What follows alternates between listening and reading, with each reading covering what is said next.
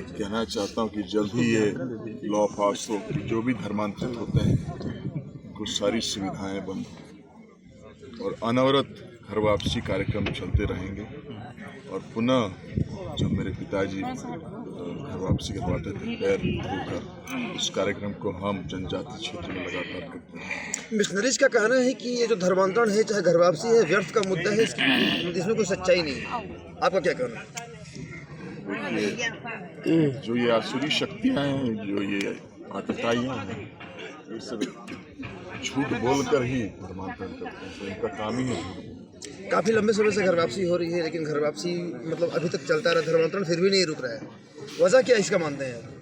वजह क्या है? देखिए, कोरोना काल में ये षड्यंत्रकारी शक्तियों ने इसका एडवांटेज उठाया और इसी समय बहुत एक्टिव है और इसी कारण ये कार्यक्रम घर वापसी का भी रुका हुआ था। लेकिन अब नए वर्ष से आगाज होगा। हाल में ही हमने गाँव में 1000 से ज़्यादा लोग और एक कार्यक्रम चलता रहे। सर, आपके पिताजी कहा करते थे कि हम जसपुर में उद्योग नहीं लगने देंगे, लेकिन टांगरगांव स्टील प्लांट में लगातार जो है तेजी देखने को मिल रही है और स्टील रक्षा के लिए पर्यावरण को सुरक्षित सदैव उद्योग नहीं लगेगा। उद्योग नहीं लगेगा जो पर्यावरण को दूषित करता है। सर, आप कोरवा समाज के संरक्षक माने जाते हैं, कोरवा समाज भी आपको संरक्षक मानता है। अभी बीते महीने एक कोरवा बच्ची के साथ में अनाचार की घटना हुई और उसको महज 1 लाख की सौदेबाजी करके उसको निपटा लिया गया। इस बात की जानकारी है? इस बात में जानकारी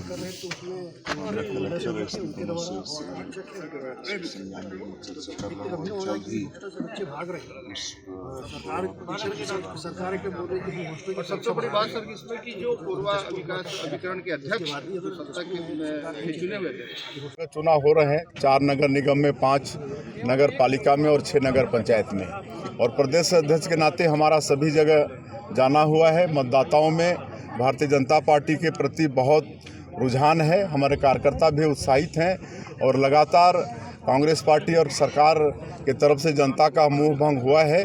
पिछले दिनों में आपको बताना चाहूँगा कि आरंग में एक दिन में 6000 लोग कांग्रेस पार्टी छोड़कर भारतीय जनता पार्टी ज्वाइन किए और उसके 4 दिन बाद राजिम में 9000 लोग एक साथ कांग्रेस पार्टी छोड़कर भारतीय जनता पार्टी ज्वाइन किए और छुटपुट मतलब 100, 500, 200 रोज दिन कांग्रेस छोड़ के भारतीय जनता पार्टी में आ रहे हैं। और इस बात का एक प्रमाण है कि जनता का मोह कांग्रेस पार्टी से, कांग्रेस पार्टी के सरकार से भंग हो चुकी है। सर, चुनाव के 2 साल बचे हैं। आपके गृह जिले में भाजपा में कई पाड़ हैं, आपस में गुटबाजी चल रही है, कैसे ठीक करेंगे? कोई गुटबाजी नहीं है, एक ही गुट है, कमल गुट।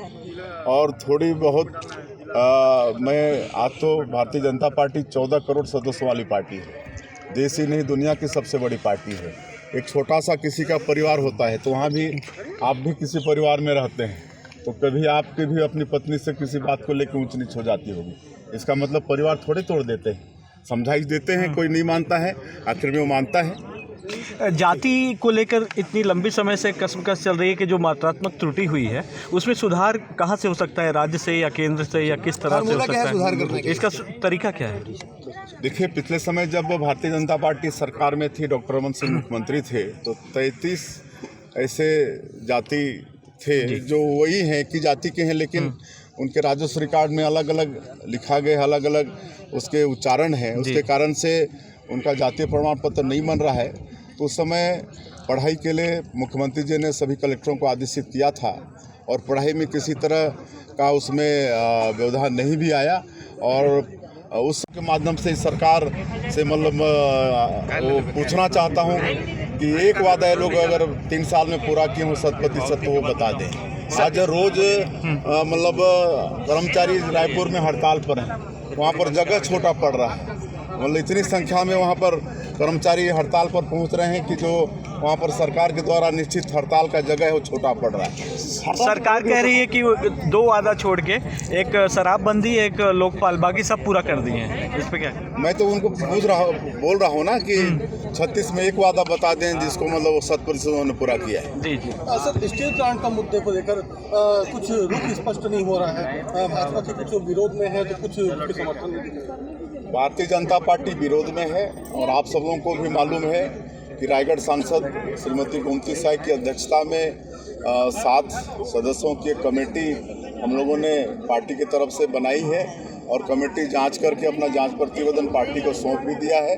और भारतीय जनता पार्टी जिस तरह से हमारे आदरणीय दिलीप सिंह जुदेव जी कहते थे कि हम लोग रूखी सूखी खा के रह जाएंगे लेकिन प्रदूषण नहीं सहेंगे, तो आज भी भारतीय जनता पार्टी उस लाइन पर कायम है। सर जी, एक बड़ा इशू है कि आपका पार्टी के नंद कुमार सर ने कहा था कि जब भाजपा की सरकार थी प्रदेश में तो आदिवासियों की भारी उपेक्षा हुई, इसलिए आदिवासी अंचलों में भाजपा बुरी तरह से हारी है पिछली बार। कोई उपेक्षा नहीं हुई है। मतलब मैं तो ये कहना चाहूँगा कि आज़ादी के 75 साल में 55-60 साल कांग्रेस की सरकार रही, लेकिन कांग्रेस पार्टी आदिवासियों को सिर्फ वोट बैंक के रूप में इस्तेमाल करती आई।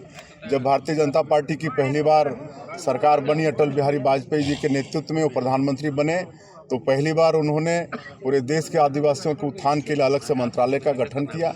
आदिम जाति कल्याण मंत्रालय का आयोग को उन्होंने अलग से बनाया और हजारों करोड़ का बजट आदिवासियों का समुचित विकास हो इसके लिए प्रावधान किया। लेकिन आदिवासी अंचलों में एक भी आपके विधायक नहीं, इसका वजह क्या है?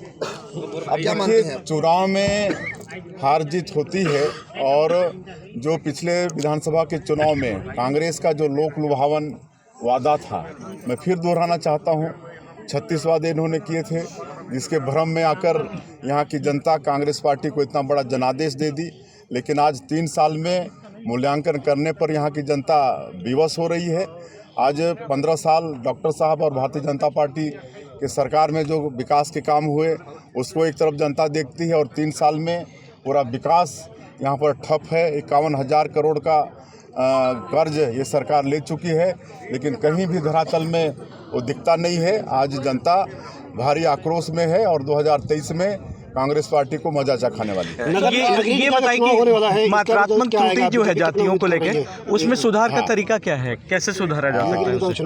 नगरीय निकाय का चुनाव चल रहा है और कल चुनाव प्रचार का आखिरी दिन। आज एक बार फिर से गरजे हिंदू कुल तिलक स्वर्गीय कुमार दिलीप सिंह जुदेव के सुपुत्र कुमार प्रबल प्रताप सिंह जुदेव तथा साथ में रहे उनके छोटे भाई स्वर्गीय कुमार साहब के दत्तक पुत्र कोरबा दीवान प्रदीप नारायण सिंह ज्ञातव्य हो के 7 सूत्री मांगों को लेकर जशपुर सरगुजा आदिवासी विकास मंच के बैनर तले बगीचे में जनजातीय समुदाय सहित पहाड़ी कोरबाओं के द्वारा विशाल रैली निकाली गई। रैली नगर के प्रमुख मार्गों से होते हुए कार्यक्रम स्थल तक पहुंची, जहां रैली की भीड़ सभा में तब्दील हो गई। सभा में पूरे संभाग से हजारों की संख्या में आदिवासी और कोरवा समुदाय के लोगों ने अपनी उपस्थिति दर्ज कराई।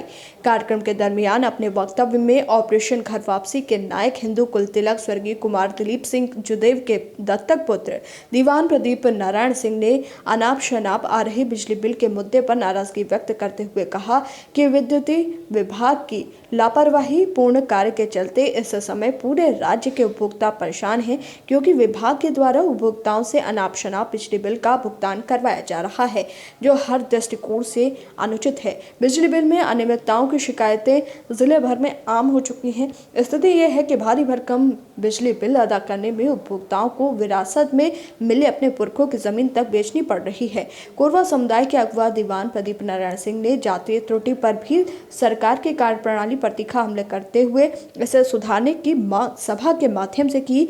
दीवान प्रदीप नारायण सिंह ने कहा कि क्षेत्र के आदिवासियों के जाति प्रमाण पत्र में लिपिकीय त्रुटि होने के कारण कोरवा, उरांव, नगेसिया, भुईहर, चीक, चिकवा आदि जाति के लोगों को भारी दिक्कतों का सामना करना पड़ रहा है, जिस कारण इनके जाति प्रमाण पत्र जारी नहीं हो रहे हैं और केंद्र सरकार की महत्वाकांक्षी योजनाओं के लाभ से गरीब आदिवासियों को वंचित होना पड़ता है।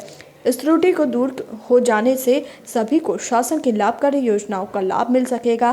साथ ही पलायन के मुद्दे पर भी सरकार की विफलता को सामने लाकर रोजगार की मांग स्थानीय स्तर पर ही दीवान प्रदीप नारायण सिंह ने की। भारत माता की, माँ खुड़िया रानी की, गैया गुरुजी महाराज की, बूढ़ा देव की, धरना माता की, वंदे वंदे।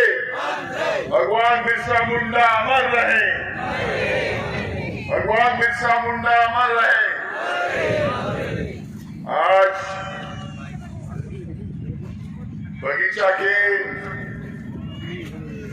पावन धरा में जशपुर सरगुजा आदिवासी विकास मंच के तत्वाधान से इस जनजाति विशाल आदिवासी सम्मेलन में उपस्थित हमारे सुदूर वनांचलों में निवासरत भारतीय संस्कृति के असली पोषक भारत माता की, माँ खुड़िया रानी की, माँ खुड़िया रानी की, प्रभु श्री रामचंद्र की, प्रभु श्री रामचंद्र की। मंच पर उपस्थित जिले के समस्त सम्मानित जनप्रतिनिधि एवं नेतागण और विशेषकर यहाँ पर दूर दराज से आए पहाड़ी हिंदुत्व के जनजाति समाज से, पहाड़ी कोरवा समाज के लोग, कंवर समाज के लोग, बिहार समाज के लोग, अहिर समाज के लोग एवं समस्त हिंदू जनजाति समाज के लोग जिन्होंने मेरे परिवार एवं मेरे दादाजी स्वर्गीय कुमार दिलीप सिंह जुदेव जी का कंधे से कंधा मिलाकर साथ दिया था और मुझे भी विश्वास है कि वो साथ मुझे भी आपका हर समय मिलता रहे। तो उन सभी सम्मानित हमारे परिवार से पीढ़ी दर पीढ़ी का रिश्ता निभाने वाले समस्त जनजाति भाई बंधुओं को एवं माताओं बहनों को मैं सादर प्रणाम करता हूँ। आज हम सब यहाँ हिंदू भाई और पुलिस के नौजवान, मैं 3-4 मुद्दे पे ही श्रीमान मंच के आग्रह करे चाहूँ जो इस क्षेत्र में अराजकता फैलाने की कोशिश करते महोदय। इस क्षेत्र में लगातार धर्मांतरण होने के कारण